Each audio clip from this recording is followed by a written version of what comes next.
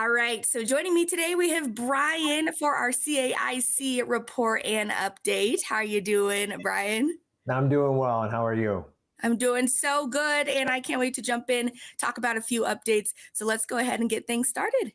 All right. Well, we are well into our transition into a more predictable and spring-like snowpack, and that's reflected in our current avalanche danger, as you can see here on our homepage map. You can see we got large swaths of the state which sit at low danger, which are generally safe avalanche conditions. It is important to note that low danger does not mean no danger. It does not mean avalanches are impossible. They're just kind of very isolated terrain features, generally on the smaller side. And so you can't turn off your brain completely, but we do have generally safe, conditions in the backcountry, which opens things up for some more spring objectives. We're likely to see a little bit more green come onto the map as we move towards the latter part of this work week. And we have a couple things to still consider, even though we're in our spring transition. One is we still have this persistent slab avalanche problem across most places in Colorado. The most suspect slopes are confined to, really high elevations, essentially above around 11,800, 12,000 feet in elevation on the north side of the compass. So these are the places that are still holding cold, dry snow.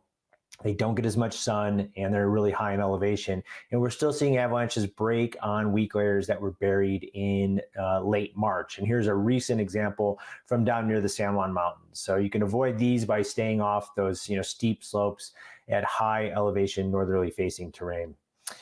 As we move into the latter part of this work week, here's an example of what the temperatures are doing. This is at Vail Pass, but it's really illustrative of what's happening statewide. And the important thing to note here is that we get good nighttime freezes with nighttime lows dropping into the teens or even low 20s.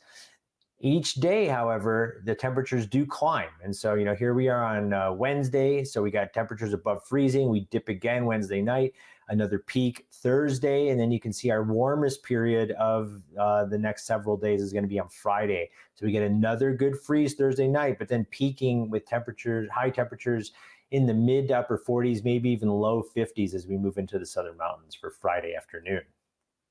Now, Brian, when there's a dipping and peaking of these temperatures, what is the best way to plan for kind of those different things to experience when the weather is doing those fun things? Yeah, it's a really good question. So when we start to see temperature oscillations like this, what we're worried about, because we have temperatures above freezing, even high up into the alpine with very strong, mid-April sun, is we have an uptick in loose, wet avalanche activity. Maybe even some wet slabs are going to release each afternoon. And so the best way to manage these types of problems, which are going to be, fairly widespread each afternoon as the snowpack gets sunny and slushy and we start to see roller balls, is you can avoid nearly all wet avalanche concerns if you just start your day early and end your day early.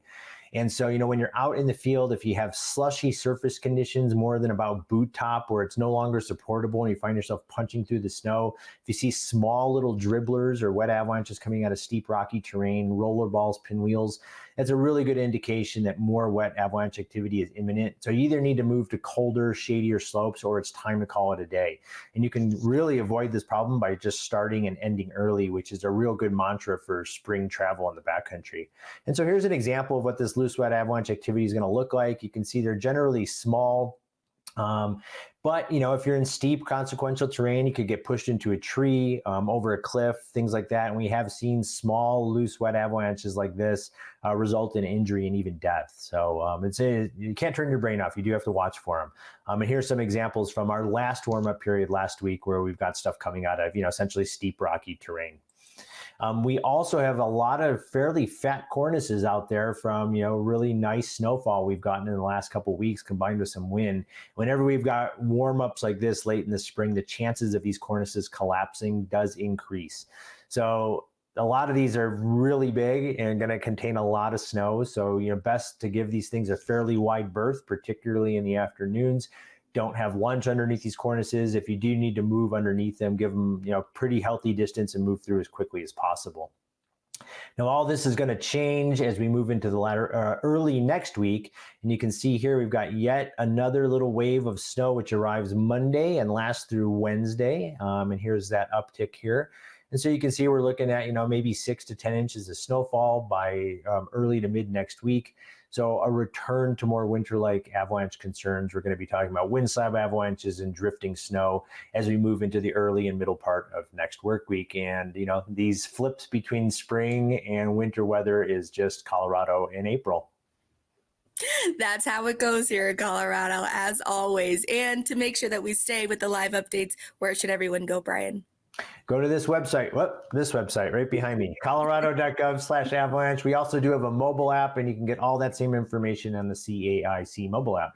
Fantastic. Thank you so much for the updates and always keeping us safe. We'll see you next time, Brian. All right. We'll see you next week.